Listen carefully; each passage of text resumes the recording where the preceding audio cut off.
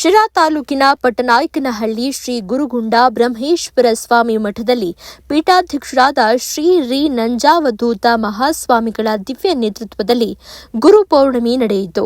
ಭಕ್ತರು ಶ್ರೀ ನಂಜಾವಧೂತ ಮಹಾಸ್ವಾಮೀಜಿಗಳಿಗೆ ಗುರು ನಮನ ಸಲ್ಲಿಸಿದ್ದರು. ವಿಧಾನ ಪರಿಷತ್ ಸದಸ್ಯ ಚಿದಾನಂದ ಎಂ ಗೌಡ, ತಾಲೂಕು ಯುವ ಜೆಡಿಎಸ್ ಅಧ್ಯಕ್ಷ ಪುನೀತ್ ಗೌಡ, ಶ್ರೀನಿವಾಸಯ್ಯ ಸೇರಿದಂತೆ ನೂರಾರು ಭಕ್ತರು ಈ ವೇಳೆ ಉಪಸ್ಥಿತರಿದ್ದರು. ಗುರುಗಳನ್ನ ನೆನಪಿಸಿಕೊಳ್ಳುವಂತ,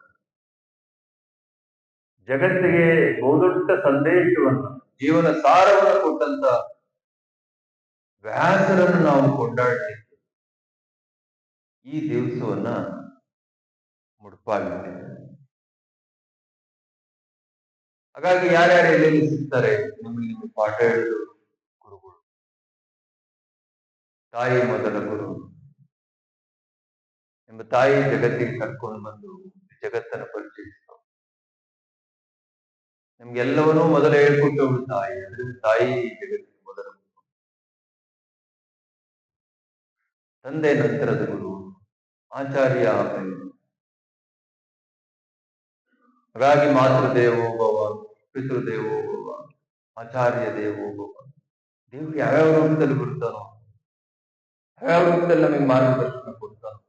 ಹಾಗಾಗಿ ಎಲ್ಲರನ್ನೂ ಕೂಡ ದೇವರನ್ನು ಕಂಡುಬಿಟ್ರೆ ಯಾವ್ದು ಬಾಧ, ಎಲ್ಲರನ್ನು ಪ್ರೇಮಿಸಿಬಿಟ್ರೆ ಆಗೋದು. ಇದನ್ನ ಒಬ್ಬ ಗುರುವಾದವನ್ನು ಕಲಿಸಬೇಕು. ಎಲ್ಲರನ್ನೂ ಪ್ರೀತಿಸೋದು ಹಾಗೆ ಅಂತ ಹೇಳಿದ್ರೆ ನಮ್ಮಲ್ಲಿರುವಂತಹ ಜ್ಞಾನವನ್ನು ತೊಳೆಯುವುದು, ಅದು ಕತ್ತಲೆ. ಯಾವಾಗ ನಮ್ಮಲ್ಲಿರುವಂತ ಕತ್ತಲೆ ಅಳಿತಾ ಹೋಗುತ್ತೆ, ಆಗ ಭಗವಂತನ ಕೃಪಾ ದೃಷ್ಟಿ ನಮ್ಮ ಮೇಲೆ ಬೀಳುತ್ತೆ.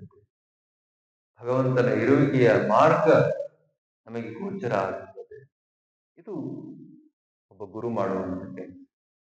ಅದು ನಮಗೆ ಪ್ರಕೃತಿ ಮಾಡಬಹುದು, ಭೂಮಿ ಮಾಡಬಹುದು, ಪಂಚಭೂತಗಳು ಯಾವುದು ಬೇಕಾದ್ರೂ ಮಾಡಬಹುದು.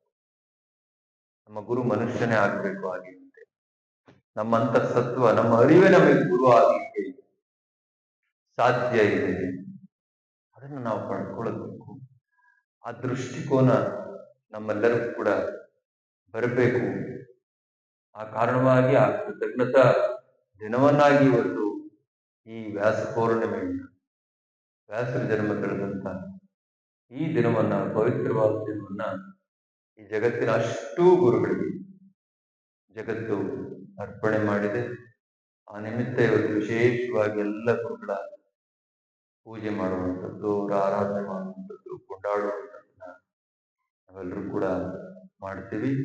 ಅದೇ ರೀತಿಯಾಗಿ ಶ್ರೀ ಮಠದಲ್ಲೂ ಕೂಡ ಕಳೆದ 6 ಜನ ಮಹಾಸ್ವಾಮಿಗಳನ್ನ ಬೆಳಗ್ಗಿನಿಂದ ಅವರಿಗೆ ಸಲ್ಲಬೇಕಾದಂತ ಎಲ್ಲ ಗೌರವಗಳನ್ನ, ವಿಶೇಷ ಪೂಜೆ ಇತ್ಯಾದಿಗಳನ್ನ ಇಲ್ಲಿವರೆಗೂ ನೆರವೇರಿಸಿ ಈಗ ಪ್ರಸ್ತುತ ಯಾರಿರ್ತಾರೆ ಆ ಗುರುಗಳಿಗೆ ಗೌರವ ಅರ್ಪಣೆ ಮಾಡುವಂಥದ್ದು ಅದು ಕೂಡ ಜರುಗಿದೆ. ಇವೆಲ್ಲವೂ ಕೂಡ ನಿಮಿತ್ತ ಮಾತ್ರ. ಭಗವಂತ ಒಬ್ಬನೇ ಸತ್ಯ, ನಾವೆಲ್ಲರೂ ಕೂಡ ಮಿಥ್ಯ ಅಂತ. ನಾವು ಭಗವಂತನ ಕಡೆ ಮುಖ ಮಾಡಿದ್ರೆ ನಾವು ಕೂಡ ಸತ್ಯಕ್ಕೆ ಹತ್ತಿರವಾಗ್ತೀವಿ ಅಂತ ಮಾತನ್ನ ಈ ಸಂದರ್ಭದಲ್ಲಿ ಹೇಳ್ತಾ